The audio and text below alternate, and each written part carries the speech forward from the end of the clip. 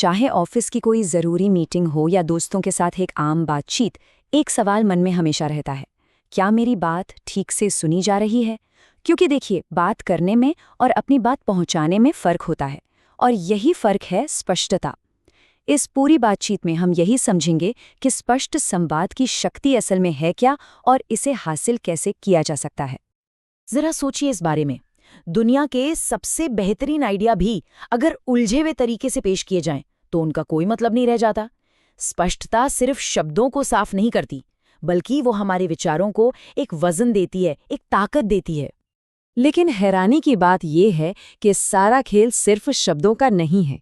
Research ये बताती है कि किसी भी संदेश का 70 से 90% असर तो नॉन वर्बल संकेतों से आता है। मतलब हम जो कहते हैं उससे कहीं ज्यादा जरूरी ये है कि हम उसे कैसे कहते हैं, हमारी बॉडी लैंग्वेज, हमारी टोन।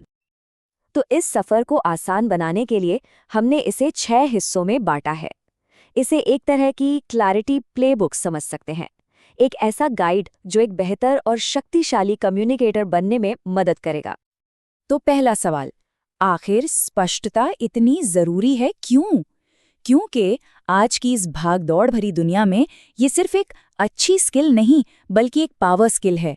ये लीडरशिप की, असर डालने की और कामयाबी की बुनियाद है। जो अपनी बात साफ तौर पर रख सकता है, वही तो दूसरों को अपने साथ जोड़ सकता है। अच्छा, तो ये पावर स्किल आती कहाँ से है? इसकी शुरुआत बोलने से नहीं, बल्कि सोचने से होती है। क्योंकि स्पष्ट कम्युनिकेशन की जड़ में स्पष्ट सोच होती है।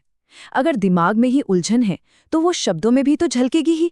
असली काम हमेशा बोलने से पहले शुरू होता है। जैसा कि विलियम जिंसर ने कहा है, ये दोनों चीजें एक दूसरे से पूरी तरह जुड़ी हुई हैं। बिखरे हुए विचार हमेशा बिखरे हुए कम्युनिकेशन को ही जन्म देते हैं। इसलिए कुछ भी कहने से पहले अपनी बात को मन में व्यवस्थित करना सबसे पहला और सबसे जरूरी काम है। तो विचारों को व्यवस्थित करने का सबसे अच्छा तरीका क्या हो सकता है? दुनिया की टॉप कंसल्टिंग फर्म्स एक बहुत ही पावरफुल टूल का इस्तेमाल करती हैं, जिसे पिरामिड सिद्धांत कहते हैं। इसका नियम बहुत ही आसान है। अपनी सबसे जरूरी बात, यानी जो निष्कर्ष है, उसे हमेशा सबसे पहले बताइए। इसे लागू करने की 3 आसान स्टेप्स हैं। सबसे पहले अपना मेन पॉइंट बताइए। फिर उसे सपोर्ट करने वाले तर्कों को ग्रुप्स में बांटिए। और आखिर में हर तर्क को सपोर्ट करने के लिए डेटा और सबूत पेश कीजिए। ये तरीका इसलिए काम करता है क्योंकि सुनने वाले को शुरू से पता होता है कि बात किस बारे में है और किस दिशा में जा रही है। तो एक बार जब दिमाग में बात का ढांचा तैयार हो जाए, तो अगला कदम है सही शब्दों को चुनना। और यहाँ का मूल मंत्र है, कम ही ज्यादा है। क्योंकि सबसे अच्छी तरह से सोचे गए विचार भी अगर भारी भरकम शब्दों के बोझ तले दब जाएं, तो अपना असर खो देते हैं। यहाँ एक उदाहरण देखिए। दोनों वाक्यों का मतलब एक ही है, लेकिन दूसरा वाला कहीं ज्यादा असरदार है। क्यों? क्योंकि वो सीधे मुद्दे की बात करता है। अपनी बात से फालतू शब्दों को छांटना एक कला है जो प्रैक्टिस से ही आती है। ये आदत अक्सर हमारी रोजमर्रा की बातचीत में भी दिखती है। हम कई बार आसान शब्दों की जगह मुश्किल शब्दों का इस्तेमाल करते हैं, लेकिन स्पष्टता का मतलब ही सरलता है।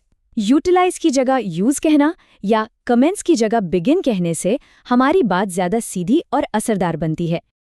लेकिन सोचिए, क्या हो अगर हमारे शब्द तो बिल्कुल सही हो, पर हमारा शरीर कुछ और ही कहानी कह रहा हो? जैसा कि हमने शुरू में देखा था, हमारा शरीर भी बात करता है, और अक्सर हमारे शब्दों से ज्यादा जोर से।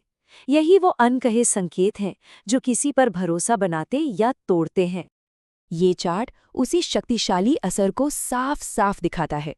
अगर किसी की बॉडी लैंग्वेज उनके शब्दों से मेल नहीं खा रही, तो लोग हमेशा बॉडी लैंग्वेज पर ही भरोसा करेंगे। इसलिए अपने हाव भाव के बारे में जागरूक रहना बेहद जरूरी है। तो ये अनकहे संकेत हैं क्या? इसमें सब कुछ शामिल है। चेहरे के भाव से लेकर खड़े होने का तरीका, आई कांटेक्ट और हाँ, आवाज का लहजा भी।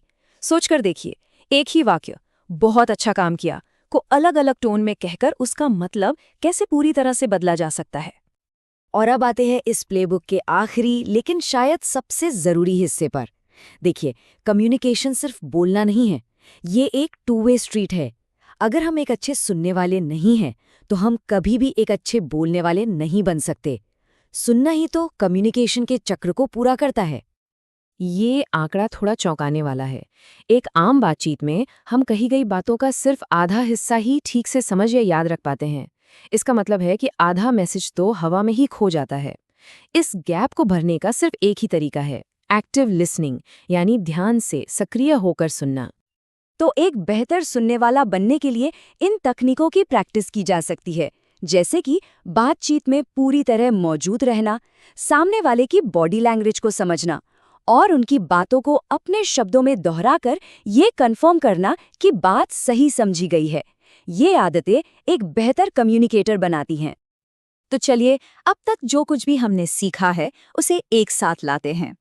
स्पष्टता कोई इत्तेफाक नहीं है, ये एक सोची समझी कोशिश का नतीजा है। ये एक ऐसी प्रक्रिया है जिसे हमें अपने कम्युनिकेशन के हर पहलू में शामिल करना होगा। तो यहाँ सबसे ज़रूरी बात यह है कि स्पष्ट कम्युनिकेशन सिर्फ कुछ टिप्स और ट्रिक्स का मामला नहीं है। ये एक पूरी प्रक्रिया है। ये साफ सोच से शुरू होती है, सधे हुए शब्दों से गुजरती है, हमारी बॉडी लैंग्वेज में झलकती है और ध्यान से सुनने पर जाकर खत्म होती है। और ये सब कुछ आखिर में बस एक सवाल पर आके टिक जाता है। किसी भी बातचीत, प्रेजेंटेशन या ईमेल से पहले खुद से पूछना जरूरी है, वो एक मुख्य बात क्या है जो मैं चाहता हूं कि सामने वाले को याद रहे। जब सारा ध्यान इस एक पॉइंट पर होता है तो स्पष्टता अपने आप आ जाती है।